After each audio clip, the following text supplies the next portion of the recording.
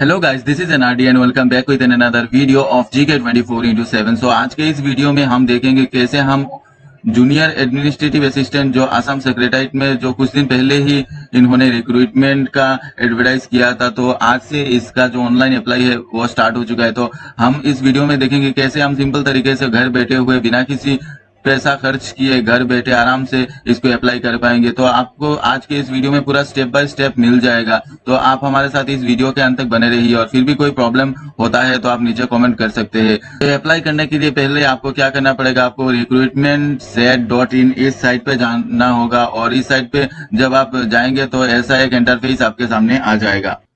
तो अप्लाई करने के लिए आपको यहाँ पे अप्लाई नाउ पे क्लिक करना पड़ेगा, ठीक है। तो अप्लाई नाउ पे क्लिक करने के बाद यहाँ पे आप जब आपका जो मोबाइल नंबर है वो टाइप करेंगे, जो भी आपका मोबाइल नंबर है ऐसे करके आप अपना मोबाइल नंबर यहाँ पे टाइप कर सकते हैं, जैसे कि मेरा जो भी है नंबर।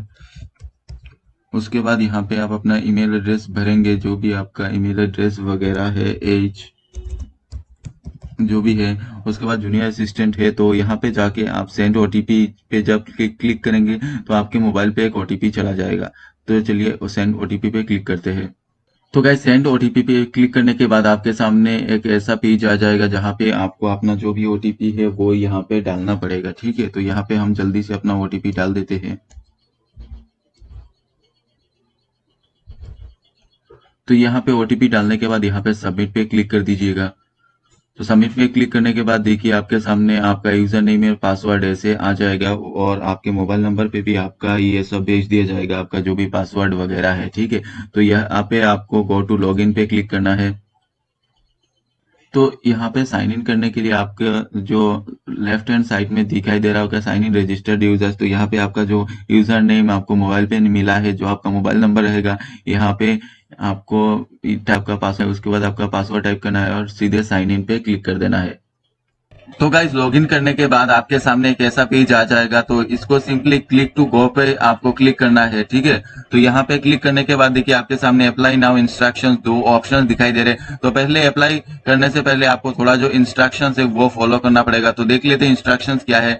तो यहाँ पे आपको बोला गया है कि आपका एक पासपोर्ट कलर फोटोग्राफ होना चाहिए जिसका साइज 20 केबी से लेकर 50 केबी तक होना चाहिए, और ये जेपीईजी या पीएनजी फॉर्मेट में होना चाहिए। अदरवाइज आपका जो भी अदर फॉर्मेट रहेगा वो एक्सेप्ट नहीं किया जाएगा।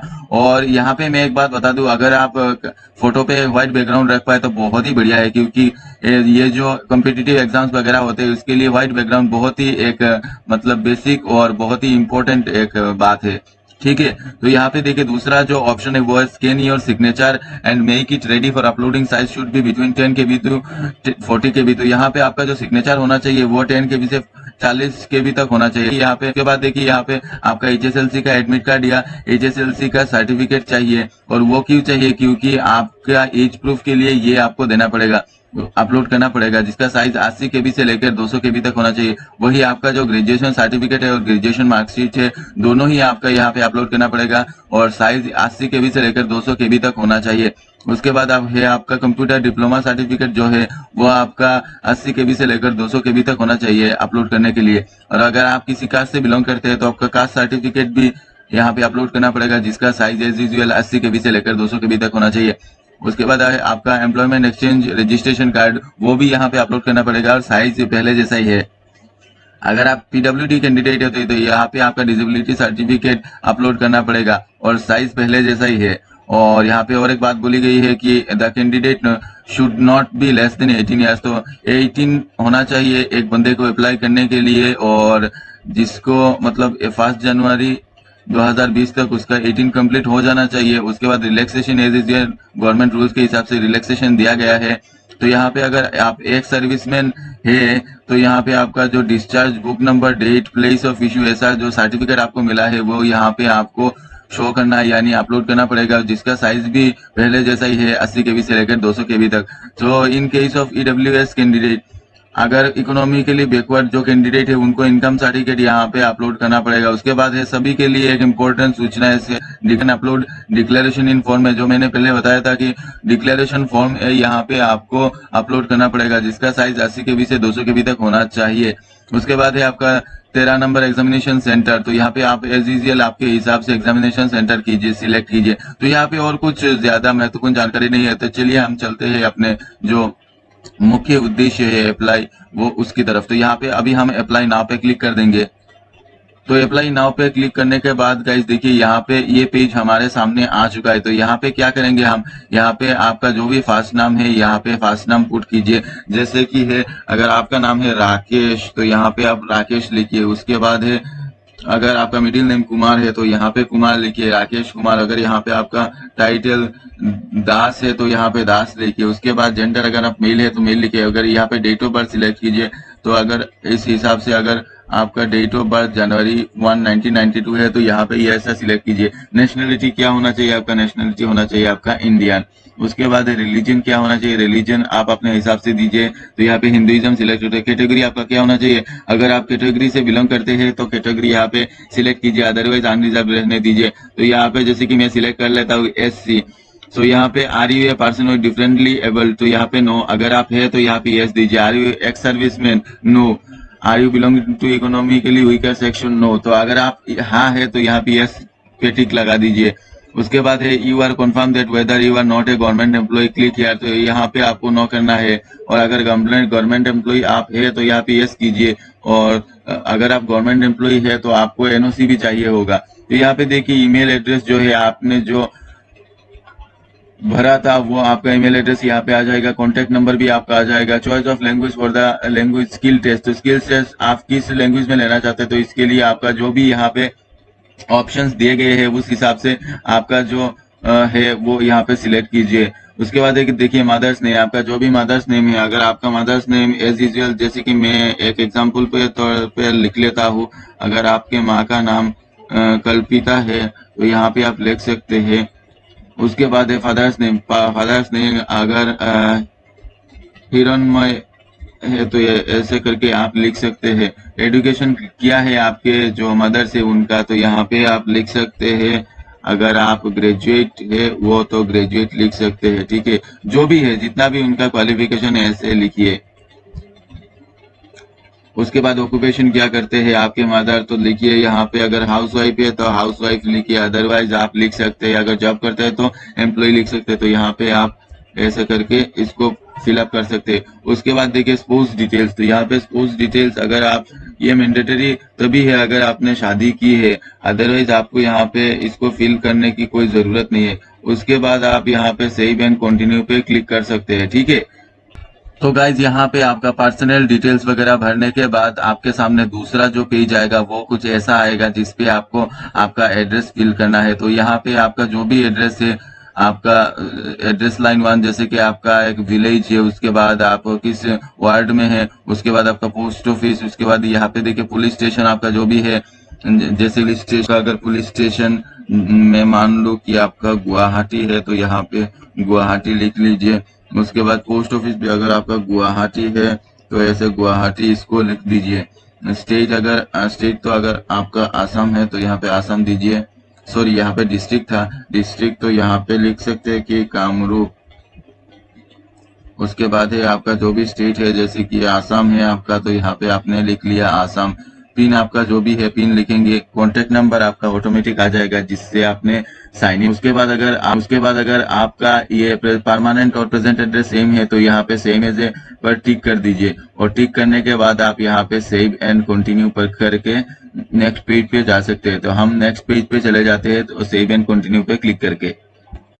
सो दूसरा पोर्शन यानी कि एड्रेस का पोर्शन आपका फिलअप करने के बाद यहाँ पे आपके सामने तीसरा ऑप्शन ये आ जाएगा आपका एजुकेशन रिलेटेड। तो यहाँ पे HSLC बोर्ड काउंसिल आपने कौन से बोर्ड से दिया था, तो जैसे कि आपने अगर सेवा से दिया है तो यहाँ पे सिंपली सेवा लिख दीजिए। क्लास एंड डिवीजन, जैसे कि आपको अगर फर्स्ट डिवीजन मिला था तो ऐसे आप लिख सकते हैं कि फर्स्ट। उसके बाद है ईयर ऑफ पासिंग, तो यहाँ पे अपना जो भी ईयर है वो यहाँ पे पुट कीजिए। जैसे कि 2011 में लिख देता हूँ। और यहाँ पे परसेंटेज लेट्स एज्यूम 65%, ओके। सो यहाँ पे आपका हायर सेकेंडरी जो है वो आप यहाँ पे बोर्ड लिख सकते हैं, आसाम हायर सेकेंडरी एजुकेशन। ऐसे मैं आपको एग्जांपल के तौर पे बता रहा हूँ, आपका जो भी बोर्ड, आपका CBSE बोर्ड भी हो सकता है, तो आप उस हिसाब से यहाँ पे फिल कीजिए। वहाँ पे class and division of year of passing, यहाँ पे आपका जो ईयर ऑफ पासिंग है वो यहाँ पे आप पुट कर दीजिए। परसेंटेज अगर आपका जैसे कि 66 फॉर एग्जांपल यहाँ पे लिख लेते हैं। उसके बाद ग्रेजुएशन, ग्रेजुएशन आपने कौन से यूनिवर्सिटी से किया, अगर गुवाहाटी यूनिवर्सिटी से किया है तो यहाँ पे GU लिख सकते हैं। डिवीजन कौन सा मिला, तो ऐसे आपका जो भी डिवीजन है वो यहाँ पे लिख सकते हैं। Duration of course in year, तो यहाँ पे जैसे कि 3 इयर्स का कोर्स था 3 ईयर लिख सकते हैं। उसके बाद परसेंटेज, तो जैसे कि आपका परसेंटेज अगर फॉर एग्जांपल जो भी है यहाँ पे लिख सकते हैं। उसके बाद ये ईयर ऑफ पासिंग है 2000 आपका जैसे कि 16, ठीक है। पोस्ट ग्रेजुएशन अगर आपने किया है तो यहाँ इसको फिल कर सकते हैं, अदरवाइज कोई जरूरत नहीं है। तो अगर ये तो यहाँ पे देख सकते diploma certificate in computer proficiency, तो यहाँ पे आपका जो भी डिप्लोमा आपने किया है यहाँ पे आप लिख सकते हैं। तो मैं DCMA लिख देता हूँ यार। नेम ऑफ द इंस्टीट्यूशन, यहाँ पे आपको अपने इंस्टीट्यूशन का नाम लिखना है। ड्यूरेशन कितना था यहाँ पे ड्यूरेशन सिलेक्ट करना है। जैसे कि अगर 1 साल का तो यहाँ पे 1 साल का आप सिलेक्ट कर सकते हैं। उसके बाद ईयर ऑफ पासिंग जो भी है, जैसे कि आपका ईयर ऑफ पासिंग 2017 है तो यहाँ पे लिख सकते हैं। उसके बाद एनी अदर क्वालिफिकेशन अगर है तो यहाँ पे स्पेसिफाई आप कर सकते हैं। उसके बाद नीचे देखिए चॉइस योर एग्जामिनेशन सेंटर, तो जो भी यहाँ पे आपका एग्जामिनेशन सेंटर आप चाहते हैं कि आपका वो एग्जामिनेशन सेंटर होना चाहिए तो यहाँ पे आप सिलेक्ट कर सकते हैं। जैसे कि अगर मैं यहाँ पे, तो ऐसे कि मैं यहाँ पे कामरूप कर देता हूँ, ठीक है। तो उसके बाद अगर experience, please give details thereof name of the organisation, अगर आपके पास एक्सपीरियंस है तो यहाँ पे एक्सपीरियंस भी आपके लिए मैंडेटरी है। एक्सपीरियंस डेजिग्नेशन क्या था, तो इन सब को फिल करके आप यहाँ पे सेव एंड कंटिन्यू पे क्लिक कर दीजिएगा, ठीक है। तो फुल एजुकेशन डिटेल्स भरने के बाद आप जब सबमिट करेंगे तो उसके बाद चौथा ऑप्शन अपलोड्स पर आपको ये सब दिखाई देंगे। तो आप देख लीजिए क्या क्या यहाँ पे आपको अपलोड करना पड़ेगा। पहले तो आपका फोटो, उसके बाद सिग्नेचर, उसके बाद HSLC और क्लास 10 का आपका सर्टिफिकेट और एडमिट कार्ड, उसके बाद एक graduation marksheet, graduation certificate, caste certificate, computer diploma certificate और डिक्लेरेशन, ठीक है। तो इन सब को आप यहाँ पे अपलोड कर दीजिए। और अगर आपको रिसाइज में प्रॉब्लम हो रहा है तो इस वीडियो के अंत में मैं आपको दिखा दूंगा कि कैसे आप इजीली ऑनलाइन आपका जो डॉक्यूमेंट्स है वो रिसाइज कर पाएंगे। तो यहाँ से आप ऐसे करके आपका जो भी फाइल है वो सिलेक्ट कर लीजिए और उसके बाद सिलेक्ट करने के बाद आप यहाँ पे सेव एंड कंटिन्यू बटन को दबा दीजिए, ठीक है। तो गाइज ऐसे 1 बाय 1 करके आप जब फोटो, आपका सिग्नेचर, HSLC क्लास 10 का सर्टिफिकेट या एडमिट कार्ड, ग्रेजुएशन मार्कशीट, उसके बाद graduation certificate, caste certificate, computer diploma certificate, declaration form है, सब कुछ आप अपलोड कर देंगे। उसके बाद यहाँ पे सेव एंड कंटिन्यू पे क्लिक कीजिएगा, ठीक है, और यस प्रोसीड पे ओके कर दीजिएगा। उसके बाद आपके सामने आपका पूरा डिटेल्स सब कुछ आ जाएगा। तो अगर आपने जो भी फिल अप किया है अगर सब सही है तो नीचे जाइए।